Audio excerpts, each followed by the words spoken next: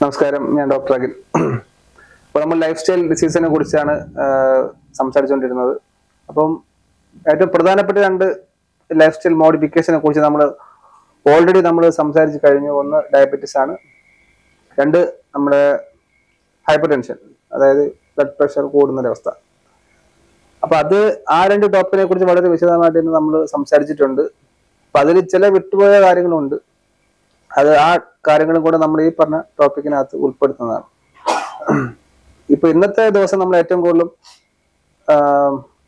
സംസാരിക്കാൻ ഉദ്ദേശിച്ച ഒരു പുതിയ ലൈഫ് സ്റ്റൈൽ മോഡിഫിക്കേഷൻ ഡിസീസ് എന്ന് പറഞ്ഞു കഴിഞ്ഞാൽ അത് യൂറിക് ആസിഡ് എന്ന് നമുക്ക് പറയാം, അല്ലെങ്കിൽ ഒബിസിറ്റി, അമിതവണ്ണം, തൈറോയ്ഡ് പ്രോബ്ലംസ്, ഹൈപ്പോ തൈറോയ്ഡ് കുറയുന്ന അവസ്ഥ, ഹൈപ്പർ തൈറോയ്ഡ് കൂടുന്ന അവസ്ഥ. അപ്പൊ ഇതിനെല്ലാം കൂടി നമുക്ക് കാറ്റഗറൈസ് ചെയ്തൊരു ഇതെല്ലാം തന്നെ ഒരു ലൈഫ് സ്റ്റൈൽ ഡിസീസ് എന്ന് നമുക്ക് പറയാം. ഇപ്പൊ കോമൺ ആയിട്ടും നമ്മുടെ ക്ലിനിക്കിൽ വരുന്ന ചില രോഗികൾ, ഡോക്ടർ എന്റെ ഒരു ബ്ലഡ് റിപ്പോർട്ടഡ് ആയിരിക്കും ഒരു സാധാരണഗതിയിൽ വരാറുള്ളത്. ഒരു യൂറിക് ആസിഡ് കൂടുതലാണ്. അപ്പോൾ കൈകാലൊക്കെ വേദന കാര്യങ്ങൾ കൂടിയപ്പോൾ ഒരു ഫ്രണ്ട് പറഞ്ഞു യൂറിക് ആസിഡ് ചെക്ക് ചെയ്യാൻ പറഞ്ഞു. അങ്ങനെ ചെക്ക് ചെയ്തു. അപ്പോൾ അത് വളരെ കൂടുതലാണ്, എന്ത് ചെയ്യും എന്ന് ചോദിച്ചിട്ടായിരിക്കും ഇപ്പോൾ കൂടുതൽ ആൾക്കാരെ വരുന്നത്. അപ്പൊ നമ്മൾ ആദ്യം മനസ്സിലാക്കേണ്ട യൂറിക് ആസിഡിന്റെ അളവ് എവിടെയാണ് കൂടുന്നത്? അത് നമ്മൾ നേരത്തെ പറഞ്ഞതുപോലെ നമ്മുടെ ബ്ലഡിലാണ് യൂറിക് ആസിഡിന്റെ അളവ് കൂടുന്നത്. അപ്പൊ ഒരു അനുവദനീയമായ അളവിൽ യൂറിക് ആസിഡ് ബ്ലഡിൽ കൂടുക എന്ന് പറഞ്ഞു കഴിഞ്ഞാൽ ഈ ബ്ലഡിന്റെ ഫിൽട്രേഷൻ, അതായത് ബ്ലഡിന്റെ പ്യൂരിഫിക്കേഷൻ ഫിൽട്രേഷൻ പ്രോസസ്സ് നടത്തുന്ന ഒരു പ്രധാനപ്പെട്ട ഓർഗനാണ് നമ്മുടെ കിഡ്നീസ്.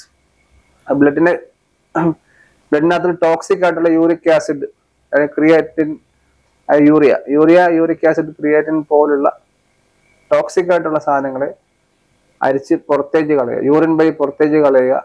അതേപോലെ ശരീരത്തിന് ആവശ്യമുള്ള സോഡിയം, പൊട്ടാസ്യം പോലുള്ള മിനറൽസിനെയൊക്കെ തിരിച്ച് ബോഡിയിലേക്ക് റീ അബ്സോർപ്ഷൻ ചെയ്യുക എന്നുള്ള ഒരു പ്രോസസ്സാണ് കിഡ്നിക്ക് ഉള്ളത്. അപ്പോൾ നോർമലി രക്തത്തിൽ ഉള്ള യൂറിക് ആസിഡിന്റെ അളവ് കൂടുക എന്ന് പറഞ്ഞു കഴിഞ്ഞാൽ കിഡ്നി ഫിൽട്രേഷൻ പ്രോസസ്സ് കൃത്യമായിട്ട് നടക്കുന്നില്ല എന്നാണ് നമുക്ക് അതിന് മനസ്സിലാക്കേണ്ട ഒരു കാര്യം. അപ്പൊ അതിന് നമുക്ക് ചിലപ്പോൾ ഈ കിഡ്നി സ്റ്റോൺസോ അല്ലെങ്കിൽ ഗ്ലോമർല നെഫ്രൈറ്റിസ് എന്നൊക്കെ പറയുന്ന കണ്ടീഷൻസ് ഉണ്ട്. നമ്മുടെ കിഡ്നിയുടെ ചെറിയ ചെറിയ ഫിൽട്രേഷൻ യൂണിറ്റുകളാണ് ഈ ഗ്ലോമർലസ് എന്നത്. അപ്പൊ അതിലുണ്ടാവുന്ന വീക്കങ്ങൾ കാരണം അപ്പൊ നമ്മുടെ ഇങ്ങനെയുള്ള കണ്ടീഷൻ കൊണ്ട് യൂറിക് ആസിഡ് കൂടാം. അപ്പൊ അതൊരു പ്രധാനപ്പെട്ട ഫാക്ടർ. അപ്പൊ എന്തുകൊണ്ടാണ് കിഡ്നി ഫിൽട്രേഷൻ അങ്ങനെ പ്രോസസ്സിൽ പ്രശ്നം ഉണ്ടാവുന്നതെന്ന് ചോദിച്ചു കഴിഞ്ഞാൽ അത് നമ്മൾ കഴിക്കുന്ന ആഹാരത്തിൽ ടോക്സിസിറ്റി കൂടിക്കഴിഞ്ഞാൽ, ടോക്സിക് ആയിട്ടുള്ള ഫുഡ് കൂടുതൽ കഴിക്കുന്ന ആൾക്കാരിൽ ഇപ്പൊ ഏറ്റവും കൂടുതൽ കിഡ്നി ഫെയിലിയേഴ്സ് കാണുന്നുണ്ട്. ഇപ്പൊ ടോക്സിക് ഫുഡ് ഏതാണ് എന്ന് വെച്ച് കഴിഞ്ഞാൽ നേരത്തെ പറഞ്ഞ പോലെ high sugar food, high preservative food, ഏറ്റവും കൂടുതൽ പ്രോസസ്സഡ് ആയിട്ടുള്ള ഫുഡുകൾ, നമ്മൾ നേരത്തെ പറഞ്ഞ സോൾട്ട് കണ്ടന്റ് കൂടുതലായിട്ടുള്ള ഫുഡ്, പിന്നെ ആൽക്കഹോൾ പോലുള്ള സാധനങ്ങൾ കൂടുതലായിട്ട് ഉപയോഗിക്കുന്ന ആൾക്കാരിൽ, ഇങ്ങനെയുള്ള ആൾക്കാരിൽ കിഡ്നി ഫെയിലിയർ കാണുന്നുണ്ട്. ഇപ്പൊ ഏറ്റവും കൂടുതലും മുമ്പ് കണ്ടിട്ടില്ലാത്ത അത്ര അളവിൽ ഇപ്പം ഡയാലിസിസ് പോലുള്ള കാര്യങ്ങൾ, ഡയാലിസിസ് യൂണിറ്റുകൾ, ഡയാലിസിസ് സെന്ററുകൾ, ഫ്രീ ഡയാലിസിസ് ഇൻസ്റ്റിറ്റ്യൂഷൻസ് വരെ ഇവിടെ സ്റ്റാർട്ട് ചെയ്യുന്നത് കാണുന്നുണ്ട്. പിന്നെ ഇങ്ങനത്തെ കിഡ്നി പ്രോബ്ലംസ് വരുന്ന ആൾക്കാരിലാണ് കൂടുതലും യൂറിക് ആസിഡ് കൂടുന്നത്.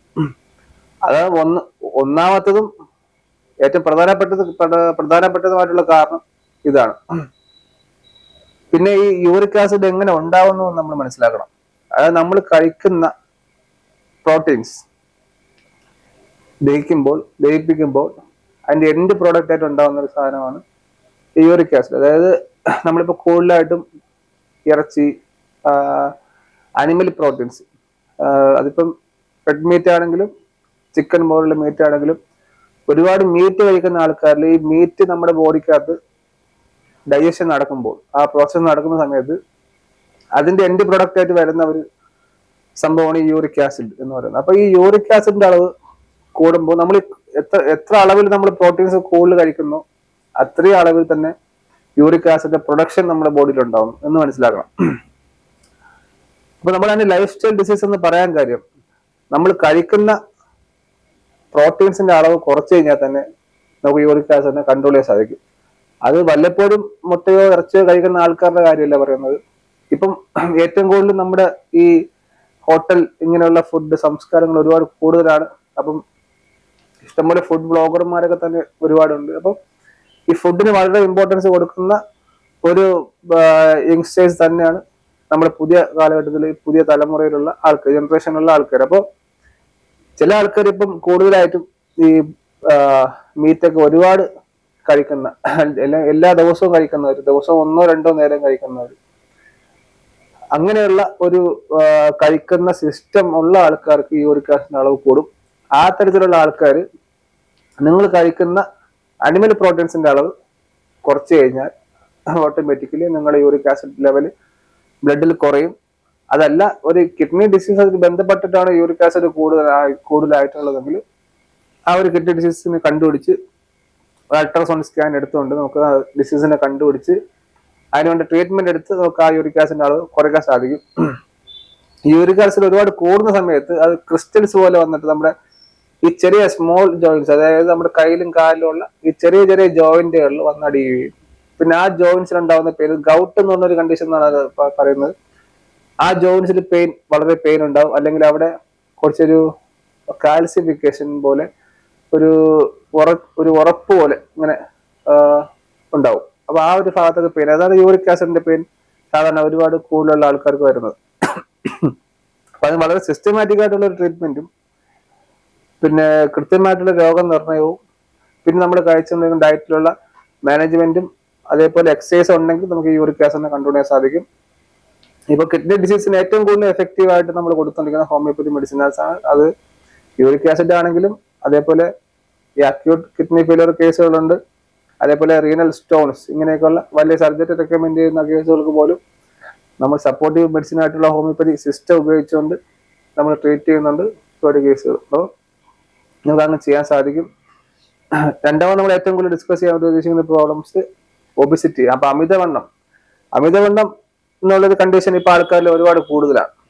അപ്പൊ ഈ ഒരു ഭക്ഷണം, സാധാരണ ഭക്ഷണം കഴിച്ചുകൊണ്ട് അമിതവണ്ണത്തിലേക്ക് എത്തിയ ആൾക്കാരിലേക്കാണ് ഞാൻ ഈ കാര്യം പറയാൻ ഉദ്ദേശിക്കുന്നത്. ചിലപ്പോൾ ചില ആൾക്കാർക്ക് ഹോർമോൺ പ്രൊഡക്ഷന്റെ ലെവലിൽ ഉള്ള പ്രശ്നങ്ങൾ കാരണം, ഹോർമോൺ പ്രോബ്ലംസ് കാരണം അമിതവണ്ണം ഉണ്ടാവുന്നുണ്ട്. അങ്ങനെയുള്ള ആൾക്കാർക്കാണെങ്കിൽ പോലും നമ്മൾ ഈ ലൈഫ് സ്റ്റൈൽ മോഡിഫിക്കേഷൻ കൊണ്ട് അവരുടെ ഹോർമോൺ ലെവൽസിനെ കറക്റ്റ് ചെയ്യാൻ സാധിക്കും. അതിനെക്കുറിച്ച് രണ്ടാമത് സംസാരിക്കാം. ആദ്യം നമ്മൾ ഫുഡ് എക്സസ് ആയിട്ട് കഴിക്കുന്നു, അല്ലെങ്കിൽ ഫുഡ് ഒരു കൺട്രോൾഡ് അല്ലാതെ ഒരു കറക്റ്റ് ഫോർമാറ്റിൽ ഫുഡ് കഴിക്കാത്ത കാരണം ഒബിസിറ്റി ഉണ്ടായ ആൾക്കാരെ കുറിച്ചാണ് പറയുന്നത്. അപ്പോൾ നമ്മൾ നേരത്തെ തന്നെ പറഞ്ഞ ഫൈബർ, വൈറ്റമിൻസ്, അതേപോലെ പ്രോട്ടീൻസ്, പ്ലാന്റ് പ്രോട്ടീൻസ്, ഇങ്ങനെയുള്ള ഭക്ഷണം കൂടുതൽ കഴിക്കുക. മധുരം, ഉപ്പ്, സോൾട്ട്, അതേപോലെ അരി ഭക്ഷണങ്ങൾ കുറച്ചുകൊണ്ട് നമുക്ക് കൃത്യമായിട്ട് ഡയറ്റ് ഒബിസിറ്റി കുറയ്ക്കാൻ സാധിക്കും. അപ്പൊ ആ ഒരു കാറ്റഗറിയിൽപ്പെട്ട ആൾക്കാർ സാധാരണ ക്ലിനിക്കിൽ വരുമ്പോൾ ഡോക്ടർ വയറ് ഭയങ്കര കൂടുതലാണ്, വയറ് കുറയ്ക്കാനായിട്ട് എന്തെങ്കിലും ഒരു വഴി ഉണ്ടോ ഒന്നായി ചോദിക്കുന്ന ആൾക്കാരുണ്ട്. ഇപ്പൊ നമ്മൾ പല സ്ഥലങ്ങളിലും പോകുമ്പോൾ ബോർഡുകൾ കാണാം, അല്ലെങ്കിൽ നമ്മൾ ഇൻസ്റ്റാഗ്രാം പോലത്തെ പേജുകളിൽ കാണാം വയറ് കുറയ്ക്കാൻ എക്സർസൈസ് അല്ലെങ്കിൽ കോവിസ് എന്ന് പറഞ്ഞിട്ട് പരസ്യം കാണുന്നത്. പക്ഷെ അത് വയറ് മാത്രം കുറയ്ക്കാനായിട്ട് എൻ്റെ അറിവിൽ ഒരു എക്സസൈസോ അല്ലെങ്കിൽ ഒരു സിസ്റ്റമോ ഉള്ളതായിട്ട് തോന്നുന്നില്ല. നമുക്ക് ജനറലായിട്ട് ബോഡിയുടെ ഫാറ്റിന്റെ അളവ് കുറച്ചുകൊണ്ട് നമുക്ക് വയറും കുറയ്ക്കാൻ സാധിക്കും എന്ന് മാത്രമേ പറയാനുള്ളൂ. അപ്പൊ ഒന്നാമത് നമ്മൾ നേരത്തെ പറഞ്ഞതുപോലെ നമ്മൾ കഴിക്കുന്ന ഫുഡിന്റെ വളരെ ഫോക്കസ്ഡ് ആയിട്ട് ഫുഡ് കഴിക്കുക. നമ്മളെപ്പോഴും ഒരു ദിവസം ഒരു നേരത്തിൽ കൂടുതൽ അരി ആഹാരം കഴിക്കാൻ പാടില്ല. ചില ആൾക്കാർ പറയും, അപ്പൊ അവര് സാർ നമ്മൾ ഇറച്ചിയൊന്നും കഴിക്കാറില്ല, അങ്ങനെ ഇറച്ചി നമുക്ക് കഴിക്കാൻ പാടില്ല, കഴിച്ചുകൂടാ, അപ്പൊ നമ്മൾ ഇറച്ചി കഴിക്കാറില്ല. പക്ഷെ ഒബിസിറ്റിയാണ്. അപ്പൊ അവരുടെ കാറ്റഗറിക്കകത്ത് അവർ ഏറ്റവും കൂടുതൽ മിൽക്ക് പ്രോഡക്റ്റുകൾ ഉപയോഗിക്കുന്ന ആൾക്കാരായിരിക്കും.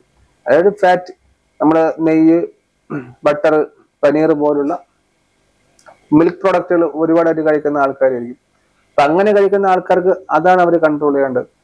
ചില ആൾക്കാർ എന്ന് പറഞ്ഞു കഴിഞ്ഞാൽ ഏറ്റവും കൂടുതൽ സ്വീറ്റ്സ് ഭയങ്കരമായിട്ടും കഴിക്കുന്നത്. സ്വീറ്റ്സ് എന്ന് പറയുമ്പോൾ ഹൈ മധുരവും അതേപോലെ നെയ്യും അടങ്ങുന്ന പേട, അങ്ങനെ ആ ടൈപ്പ് ഓഫ് ഒരു നോർത്ത് ഇന്ത്യൻ ഭാഗത്താണ് അങ്ങനെയുള്ള സ്വീറ്റ്സ് കൂടുതൽ നേരത്തെ കണ്ടിട്ടുള്ളത്. പക്ഷെ ഇപ്പൊ കേരളത്തിന് വളരെ സുലഭമായിട്ട് അങ്ങനെയുള്ള ഒരുപാട് ഷോപ്പുകൾ കാണുന്നുണ്ട്. അങ്ങനെയുള്ള സ്വീറ്റ്സ് ആയിരിക്കും അവർ കൂടുതൽ കഴിക്കുന്നത്. ഒബിസിറ്റിയുടെ കാരണം ഒന്നുകിൽ ഒരുപാട് നോൺ വെജിറ്റേറിയൻ ആയിട്ടുള്ള non veg meat, red meat പോലുള്ള ആ ടൈപ്പ് ഓഫ് ജങ്ക് ഫുഡുകൾ ഒരുപാട് കഴിക്കുന്ന ആൾക്കാരിൽ. രണ്ടാമത്തെ ഒരു കാറ്റഗറി എന്ന് പറഞ്ഞു കഴിഞ്ഞാൽ അവർ ജങ്ക് ഫുഡ് ഒന്നും കഴിക്കുന്നില്ല, പക്ഷെ അവർ എക്സസ് ആയിട്ട് ചിലപ്പോൾ ഭയങ്കരമായിട്ട് ഷുഗർ കഴിക്കുന്നുണ്ടാവും. അവര് ചോക്ലേറ്റ് കഴിക്കും, മിൽക്ക് ഷേക്കുകൾ കുടിക്കുന്നുണ്ട്, അല്ലെങ്കിൽ ഫ്രൂട്ട് ഷേക്കുകൾ കുടിക്കുന്നുണ്ട്, ബിസ്ക്കറ്റ് പോലുള്ള സാധനങ്ങൾ ഒരുപാട് സ്ഥിരമായിട്ട് കഴിക്കുന്നുണ്ട്. അപ്പൊ അങ്ങനെ കഴിക്കുന്ന ആൾക്കാരിലും അവരുടെ ഷുഗർ ലെവൽ ഹൈ ആയിരിക്കും, അവർക്ക് ഒബസിറ്റി ഉണ്ടാവാം. മൂന്നാമത്തെ ടൈപ്പ് ഓഫ് ആൾക്കാർ എന്ന് പറഞ്ഞു കഴിഞ്ഞാൽ അവർ ഈ പറഞ്ഞ കാര്യങ്ങളൊന്നും കഴിക്കുന്നില്ല, അവർ 3 നേരം 4 നേരം ചോറ് കഴിച്ചുകൊണ്ടിരിക്കും. അവർക്ക് ഒരു ഇത്തിരി രസം ഉണ്ടെങ്കിൽ തന്നെ ഒരു ബേസിൻ ചോറ് കഴിക്കാൻ പറ്റും, അതൊരു വലിയ ക്രെഡിറ്റ് ആയിട്ട് പറഞ്ഞ് കഴിക്കുന്ന ആൾക്കാരുണ്ട്. അപ്പൊ അവരുടെ ഒബസിറ്റിയുടെ കാരണം ഈ പറഞ്ഞ ചോറ് കഴിക്കുന്നത് തന്നെയാണ്. അപ്പൊ ഓരോ ആൾക്കാർക്കും ഒബസിറ്റിക്ക് ഓരോ കാരണം. ഇപ്പൊ ചില ആൾക്കാർക്ക് ഇപ്പൊ ഈ തൈറോയ്ഡ് അല്ലെങ്കിൽ ഹോർമോൺ പ്രോബ്ലംസ് ഉണ്ടായിട്ട് ഒബസിറ്റി ഉണ്ടാവുന്നുണ്ട്.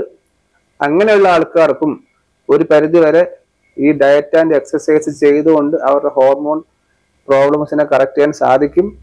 അതിനെല്ലാം നമ്മൾ സപ്പോർട്ടീവ് സിസ്റ്റം ആയിട്ടുള്ള ഹോമിയോപ്പതി മെഡിസിൻസ് കൊടുത്തുകൊണ്ട് നമുക്ക് ഈ പറഞ്ഞ കാര്യങ്ങളെല്ലാം, ഈ തൈറോയ്ഡ് പ്രോബ്ലംസ് ആണെങ്കിലും ഒബസിറ്റി പ്രോബ്ലംസ് ആണെങ്കിലും ഈ പറഞ്ഞ യൂറിക് ആസിഡ് പ്രോബ്ലംസ്, ഇങ്ങനെയുള്ള എല്ലാ കാര്യങ്ങളും, ഇപ്പൊ നമ്മൾ പറഞ്ഞ ഹാർട്ട് ഡിസീസ് അല്ലെങ്കിൽ സ്ട്രോക്ക് അല്ലെങ്കിൽ ഷോക്ക്, ഇങ്ങനെയുള്ള നമ്മൾ ഇപ്പോ പുതിയൊരു ടൈപ്പ് ഓഫ് ഡിസീസ് നിങ്ങൾ കേട്ട് തുടങ്ങുന്നുണ്ടാവും, ഓട്ടോ ഇമ്മ്യൂൺ ഡിസീസ് എന്ന് പറഞ്ഞിട്ട്.